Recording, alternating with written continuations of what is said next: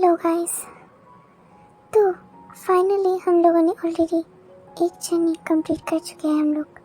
अब दूसरे की बारी। इस स्टोरी में लव है, एक्शन है और ट्रस्ट है, और फिर ये ट्रस्ट खो जाने की डर है। अब ये हम लोग नए जर्नी स्टार्ट करते हैं। ये स्टोरी का नाम है डू यू ट्रस्ट मी।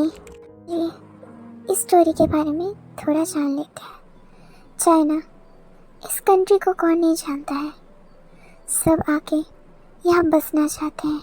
गांव-गांव से लड़के आते हैं यहाँ पढ़ाई करने के लिए, फेमस होने के लिए और पैसा कमाने के लिए। सबको लगता है ये अमीरों का शहर है, और हाँ, ये सच बात है। पर ये अमीरों के शहर में इतनी गंदी गंदी चीज़ें भी होती हैं, बहुत लोग को पता नहीं होती। हाँ, ये मैं हूँ विवुशियान। मैं कौन हूँ वो तो आपको कहानी में, मेरी कहानी में आपको पता चलेगा, और आज मैं बताने वाला हूँ। सो रहा था, अचानक से आवाज़ आती है मेरी मॉम की चिल्लाने की। छोड़ दो, उस कमरे में मत जाओ, उस कमरे में मत जाओ, कुछ नहीं हुआ। तभी किसी इंसान का आवाज़ आता है, तुम क्या छुपाने का कोशिश कर रही हो? हाँ, यू हटो। मेरी मॉम की आवाज़ आती है, नहीं मत जाओ हाँ। और तभी मेरी मॉम चिल्लाती है जोर का, और फिर उनका आवाज़ बंद हो जाता है। इतनी जोर का आवाज़ सुन के मैं डर गया था। मैं कमरे में जाकर छुप जाता हूँ, और मैं सोचता हूँ कि क्या हो रहा है। मैं पूरा डर गया था। और तभी रूम खुलने की आवाज़ आती है। कोई तो रूम के अंदर आया था। वो रूम चेक करता है, था वो मुझे ही ढूंढ रहा है, पर उसको मैं मिला नहीं। वो गुस्से में वो जाता है, दरवाज़ा बंद करता है और वो बाहर निकल जाता है। मुझे पता नहीं मैं कितना देर उस कबर्ड में रहा। वो कबर्ड अंधेरा था, उसके अंदर मैं कुछ नहीं देख पा रहा था। मुझे लग रहा था कि मैं बाहर जाऊं, पर वो हिम्मत हो नहीं रही थी, और कब मैं बेहोश हो जाता हूँ मुझे खुद पता नहीं। फिर सुबह कोई कबर्ड खोलता है और वो मुझे देख के खुश हो जाता है। वो मुझे गले लगा लेता है, और वो और कोई नहीं, मेरे डैड थे, चांग फेमियन। वो कहते हैं, बेटा तुम ठीक हो ना? और मैं बेहोश था। वो मुझे लेके हॉस्पिटल जाते हैं, मुझे लेटाते हैं।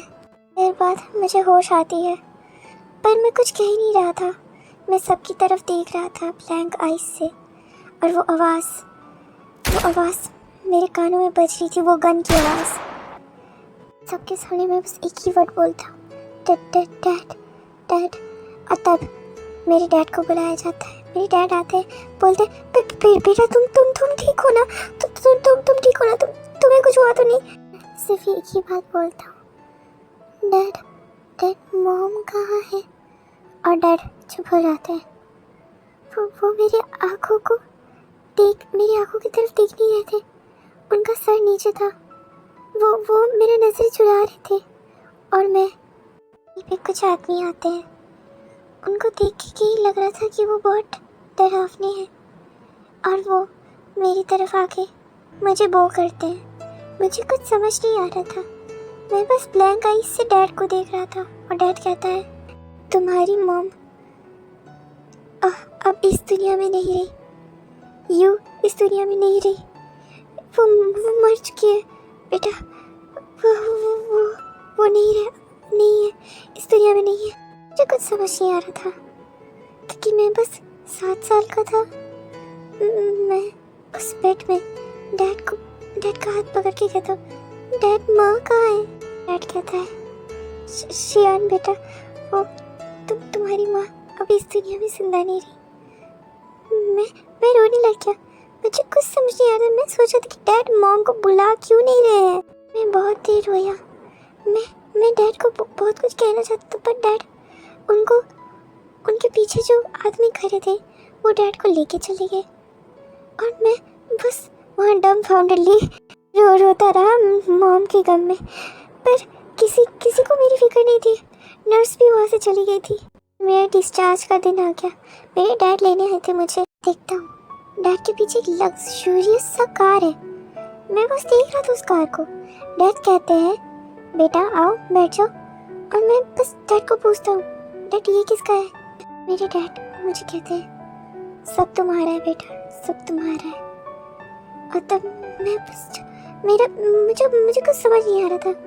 डैड मुझे बैठने के लिए कहते हैं, मैं बैठ जाता हूँ, और फिर हम लोग मुझे कहाँ एक अजीब सा घर में लेके आ गए। वो घर हमारा घर नहीं था, वो दूसरा घर था। वो घर बहुत बड़ा था। डैड ने बोला बेटा अब से हम लोग यहीं रहेंगे। मैं बस डैड की तरफ देखता हूँ और मैं कहता हूँ पर डैड ये हमारा घर नहीं है। ये डैड अचानक से गुस्से में मुझे बोलते मुझे पता है ये हमारा घर वो नहीं है, नया घर है, अब से रहोगे तुम यहाँ। मैं बोलता हूँ पर क्यों डैड, हम लोग वापस हम लोग उस घर में क्यों नहीं जा सकते, वहाँ पर क्यों नहीं रह सकते। तभी मेरे डैड गुस्से में बोलते क्योंकि वो घर तुम्हारे लिए सेफ नहीं है, तुम मर सकते हो वहाँ। अब जब मैं ये सुनता हूँ मैं मर सकता हूँ, मैं डर जाता हूँ और मेरी आंखों से आंसू निकलना शुरू हो जाता है, क्योंकि मैं अपनी मॉम को मिस कर रहा था। और वैसे मेरे डैड ने भी मेरे ऊपर चिल्लाया था, मेरी तो कोई गलती नहीं थी। और मेरे डैड मेरी तरफ देखते हैं और कहते हैं अपनी आंखों को पोंछो और घर के अंदर चलो। और वो मुझे लेके घर के अंदर जाते हैं। घर के अंदर जाता हूँ और तभी वो लोग अंदर थे। वो लोग बहुत डरावने दिखते थे। वो मुझे देख के बो डाउन कर रहे थे और वो मुझे कह रहे थे मास्टर। और फिर मेरे डैड कहते अब से ये लोग तुम्हें ट्रेनिंग कराएंगे मैन बनने का, और फिर तुम बनोगे असली यकूज़ा। आप जानना चाहते थे ना मैं कौन हूँ? मैं हूँ वेवुशियान यकूज़ा। मेरे ये सारे लोग जिनसे मैं पहले डरता था अब वो मेरे अंडर काम करते हैं, मेरी बातें सुनते हैं। सब मुझसे डरते हैं और मैं किसी से नहीं डरता, पर मेरी एक कमज़ोरी है जो कि मेरे मेंबर वालों को भी पता है। शुयाक, मैं उससे बहुत ज़्यादा ही प्यार करता हूँ, पर वो मेरा लव ठुकरा देता है। इस बार उसने जो हर्ट किया है मुझे, मेरा दिल टूट गया है। मुझे नहीं लगता कि कोई और मेरी ज़िंदगी में आ पाएगा, क्योंकि मैं किसी को ट्रस्ट नहीं कर पाऊंगा।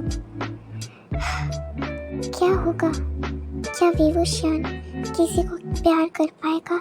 तो चलिए फिर से एक नया जर्नी स्टार्ट करते हैं और इस स्टोरी को आगे ले जाते हैं। मुझे लगता है आपको इंटरेस्टिंग लगी है ना? बताइए। तो ये स्टोरी कल से मैं और आप सुनेंगे और वेवुशियान का बोली सुनेंगे। तो चलिए अभी के लिए बाय बाय गाइस, और बताइएगा आपको कैसा लगा, ठीक है?